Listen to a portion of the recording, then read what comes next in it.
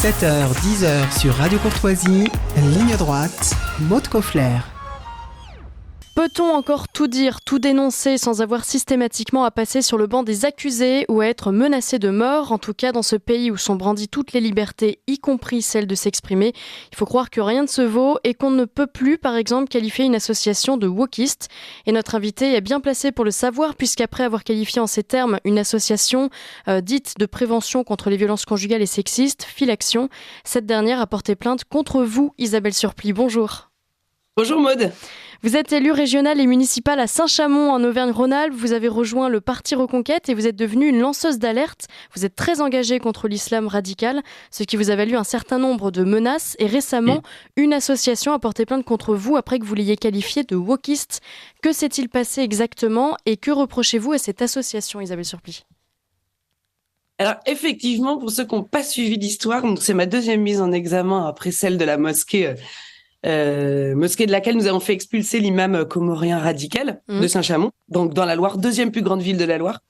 Ouais. Et donc l'association Filaction, depuis 20 ans, est financée par la région Auvergne-Rhône-Alpes pour dispenser de la formation à la vie affective et sexuelle dans nos lycées. Ah oui. Et en fait, sous couvert de... oui, en fait, c'est ça l'histoire, c'est qu'elle a deux axes d'activité dans son association. Et en fait, sous couvert de lutter contre les violences faites aux femmes, qu'elle fait peut-être par ailleurs très bien, là n'est pas la question, elle dispense des cours de formation dans nos lycées. Donc moi, j'avais reçu des témoignages de parents qui étaient furieux parce que ces intervenantes sont déjà venues, par exemple, au lycée de la Mâche, très connu dans le Rhône. Vous avez expliqué que comme les garçons avaient un pénis, c'était des porcs. Et que de toute façon, il n'y avait pas grand-chose à attendre d'eux, etc., etc.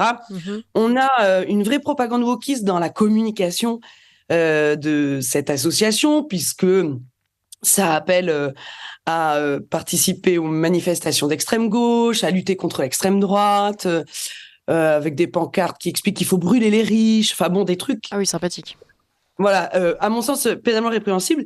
Et je donne l'alerte à Laurent Wauquiez à l'époque... avant la commission permanente où l'on vote cette subvention de 20 000 euros le 16 octobre 2022, et elle est retirée une première fois, cette subvention. Mais bon, j'ai découvert que malheureusement, la présidente de cette association faisant partie du Césaire, c'est quelque chose que je pourrais expliquer plus tard, eh bien, elle revient 2 mois plus tard, pile, donc le 16 décembre 2022, elle revient au vote et elle est votée. Ah oui, d'accord. Donc je me dis, voilà, j'ai perdu cette fois-ci, et que ce n'est pas très grave. Et 1 an plus tard, donc il y a quelques semaines, vous avez vu, entre Noël et le jour de l'an, je reçois une petite mise en examen parce que, eh bien, j'ai déclaré, ça avait été relayé dans la presse nationale et par vous, entre autres, je vous remercie, parce qu'effectivement, je les ai traitées de wokistes, ce qu'elles sont. Et la mise en examen telle que j'ai pu vous la faire passer, moi, m'a fait proprement halluciner parce que, à part ce terme-là qui revient en permanence, effectivement, je suis mise en examen pour avoir qualifié une association qui fait de la propagande wokiste, de wokiste. Oui, donc, mais qu'est-ce qui vous reproche pénalement, juridiquement, parce que alors, c'est quand même particulier. Diffamation et injure. Ouais, non, mais je comprends. C'est diffamation et injure publique. Aujourd'hui, moi, mes avocats m'expliquaient. Vous savez, quand vous avez donné des qualificatifs à autrui et que ça a fait écho dans la presse nationale, la loi de la presse permet que, eh bien, vous puissiez expliquer ou en tout cas vous défendre que ça vous a nui. Donc là où je vais vous dire, je suis hyper confiante, Maud, dans ce procès, c'est que ça ne leur a pas nui. Au contraire, elles ont même réussi, ces femmes-là, à obtenir ces 20 000 euros de subvention. Ah oui. Non, moi je pense que effectivement, elles ont expliqué dans leur défense que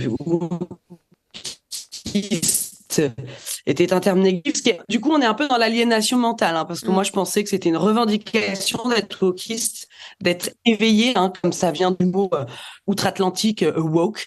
Ouais. Mais bon, visiblement, ça ne leur plaît pas. Et notamment, on voit un peu dans les listes des chefs d'accusation, entre guillemets, parce que on va quand même pas chercher loin. Il y a une internaute, il y a un follower sur Instagram qui les traite de débiles mentales. Voilà, bon, c'est même pas moi qui l'écris en plus. Donc voilà, on a quand même un vrai problème d'expression libre, puisque visiblement, non, on n'a pas le droit de dire wokisme. Mais vous voyez bien, Maud, je vois pas comment ça peut tenir une instruction pareille aujourd'hui. Quand vous portez plainte en diffamation et injure publique, la mise en examen elle est automatique. Donc oui, je vais avoir un procès. Oui, on va encore comme je le lisais sur les commentaires, dépenser du temps et de l'argent finalement. Ouais. Tout ça a un prix, quoi. Vous aviez subi une autre mise en examen, non, je crois, dans votre lutte, Oui. justement, mais pour autre Voilà, donc chose. beaucoup d'ennemis, beaucoup d'honneur, Oui, comme on oui. dit. Deuxième médaille. Et la première, c'était effectivement furieux que je réussisse à faire expulser l'imam comorien de la mosquée de Saint-Chamond. Ouais. L'association cultuelle musulmane de la commune a déposé plainte contre moi pour diffamation et injure publique. Et ce qui est fou dans cette histoire, c'est que les propos qui me sont reprochés dans cette instruction sont les mêmes sur lesquels Gérald Darmanin et la préfète à l'époque, Catherine Séguin, se sont appuyés pour faire expulser Hamadi Hamada vers les Comores. Donc, Ah oui, d'accord. ça aussi, c'est une vraie histoire de dingue, puisque je pointe du doigt son prêche public. Hein. D'ailleurs, ils n'en font plus du tout des prêches publics. Je le pointe du doigt, je l'expose sur mes réseaux sociaux en disant que tranquillement, on a quand même des discours radicaux à Saint-Chamond. Et Gérald Darmanin s'appuie, je me souviens, il s'était appuyé sur ce tweet pour expliquer que oui, dans la Loire et à Gennevilliers, il fallait limoger les imams. Donc voilà, c'est quand même incroyable puisque je n'ai pas l'impression de faire partie du camp des gens qui ont le droit de dire tout ce qu'ils veulent dire. Oui, effectivement. C'est quand même grave. Alors, je le disais tout à l'heure, vous êtes très engagé contre l'islam radical. Vous avez d'ailleurs remporté plusieurs combats, notamment celui de faire exclure aussi une association islamiste étudiante de l'école normale sup de Lyon en 2022. Depuis quand menez-vous ces combats ? Pourquoi ? Et en tant que mère de famille, en tant qu'épouse, Isabelle Surplie, ne craignez-vous pas certaines conséquences de cette exposition ? Eh ben ça, c'est une vraie question. Je vous remercie de me la poser. En fait, depuis aussi longtemps que je me souvienne, je me bats un peu pour que la France reste la France, puisque j'ai moi-même vu le visage de mon village changer à Olioul, en Provence. Je me suis engagée très tôt en politique et en politique électorale un peu plus tard, quand j'étais déjà mère de famille. Et je lutte contre, effectivement, cette propagande islamiste qui gangrène le pays, puisqu'elle est une véritable pieuvre, et que je trouve nos politiques extrêmement lâches, parce que j'ai déjà vu dans leur regard et dans leur discours, notamment dans les assemblées dans lesquelles je siège, de la peur. Donc je me suis dit que j'en avais ras-le-bol d'avoir peur, et j'ai commencé à m'attaquer à eux. La première grosse attaque qui ressort, c'est en 2016 et qui défraie la chronique. Je suis enceinte à ce moment-là, donc c'était assez... c'était assez violent puisque j'avais reçu des tombereaux d'insultes, de menaces de viol, de décapitation, des trucs mais monstrueux, parce que j'avais pris une photo dans le centre commercial de Centre 2 à Saint-Étienne, la veille de Noël, et je m'étais dit, en fait, c'est pas compliqué, il y avait que des étrangers et des femmes voilées. Donc j'ai pris une photo de tous ces gens de dos, et j'avais posé la question en disant, ai-je encore le droit de dire que je ne me sens plus chez moi ? Mais alors, ma pauvre Maude, qu'est-ce que je n'avais pas dit ? Non seulement je pose une question, donc légitimement oui, mais je me prends, je pense, des milliers, honnêtement, il faudra retrouver, vous pouvez le retrouver, des milliers de menaces de mort. Les types ont même essayé de téléphoner à la Fédération du Front National pour savoir où j'habitais, pour savoir où j'étais. Donc là, on est on est juste avant Noël, on est le 22 décembre. Donc là, je me dis, oui, j'ai touché quelque chose. Et après, j'ai un espèce de tremplin qui me lance là-dessus dans ma vie publique. Je suis élue régionale depuis 1 an, j'ai mon 3e bébé. Et je me dis, en fait, on va pas lâcher, quoi. Et je continue et je m'affiche comme étant ouvertement pour la fermeture de la mosquée mi-igorus de Saint-Chamond. Et là, pareil, ça défraie la chronique et je dépose plainte pour menace de mort, je pense, plus d'une demi-douzaine de fois. Et j'ai soit des classés sans suite, soit pas de nouvelles du tout. Donc, alors oui, j'ai peur parce que prochainement, je pourrais vous raconter, mais là, j'ai attaqué quelqu'un qui me suivait, qui me menaçait. Alors, il faut se défendre parce que cette personne, j'ai plus de son, plus d'image, elle a disparu de la circulation et c'est très bien.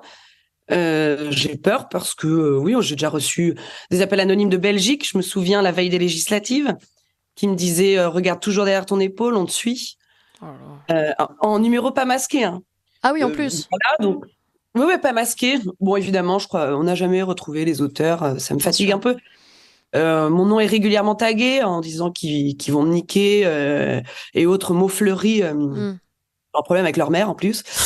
Et donc oui, je ne peux plus aujourd'hui. Ma vie a changé parce que je ne peux plus me promener dans Saint-Chamond seule. C'est plus possible. Soit on m'interpelle avec bienveillance, soit on m'interpelle avec malveillance. Donc, je suis obligée d'assurer ma protection seule avec des volontaires sympathiques parce qu'une ça coûte cher. Et je fais attention à ce que je fais. Donc, mon mari me dit, voilà, quand tu rentres, je veux que tu regardes si tu es suivi. Ça a l'air un peu dingue, mais moi, c'est mon quotidien. Donc, moi, ça me fait plus rien. Mais voilà, je suis très prudente. Et quand je suis dans un endroit public, ça m'est déjà arrivé, par exemple, dans le Rhône, où je vis d'être reconnue dans un supermarché. Voilà, j'ai regardé où était la sortie de secours assez rapidement. Bon, c'est un peu bizarre, tout ça est un peu nouveau pour moi depuis quelques années. Mais voilà, j'ai beaucoup de soutien. J'ai l'ASLA qui m'aide. Je vous invite à aller voir leur site asla.fr qui m'aide partiellement à financer mes frais d'avocat. J'ai beaucoup de copains, j'ai des internautes qui me soutiennent, j'ai des politiques. Et ça me permet de continuer à lutter contre l'islamisme qui est une pieuvre dont les politiques ne veulent pas, à laquelle les politiques ne veulent pas s'attaquer, pardon. Et c'est de la lâcheté, donc montrons-leur, hein, puisque la beauté sauvera le monde, et que nous, les femmes, on en a peut-être un peu plus qu'eux. Merci beaucoup. Alors, juste une dernière question, il nous reste vraiment 30 secondes. Oui. Très rapidement, que vous dit la police lorsque vous déposez plainte ? Est-ce qu'ils vous Alors, disent oui, il faudrait arrêter je l'ai jamais raconté à personne, celle-là. Ouais. Mais... Allez-y. Une fois, j'ai un très haut gradé qui m'a dit « Ouais, mais c'est le jeu quand même. » Ah oui, Alors d'accord. j'ai dit « Pardon ?» Et oui, c'est le jeu. Vous êtes en politique électorale, voilà. Donc, ça, c'est un peu pour vous expliquer. J'ai la majorité des policiers qui sont hyper aimables avec moi. Maintenant, au niveau de la préfecture, on a changé de préfet. J'aimerais bien rencontrer le nouveau préfet. Mais voilà, une fois on m'a dit ça, donc je suis restée un petit peu quoi. Et les autres, à chaque fois que je dépose plainte, on me plaint. Ouais. On me plaint, on me dit de faire attention. Mais voilà, bon. Ils n'ont pas un métier facile s'ils n'ont pas des ordres faciles non plus. Hein, j'ai l'impression. Ça c'est sûr. Mais voilà, c'est quand même un peu pathétique. Écoutez, merci beaucoup Isabelle Surplis, restez prudente quand même. Je rappelle que vous êtes élue régionale et municipale en Auvergne-Rhône-Alpes, que vous menez plusieurs combats de front contre le wokisme et l'islamisme notamment. On va continuer évidemment de vous suivre sur les réseaux sociaux et on vous réinvitera pour poursuivre cette conversation et tenir nos auditeurs informés de l'évolution de ces affaires.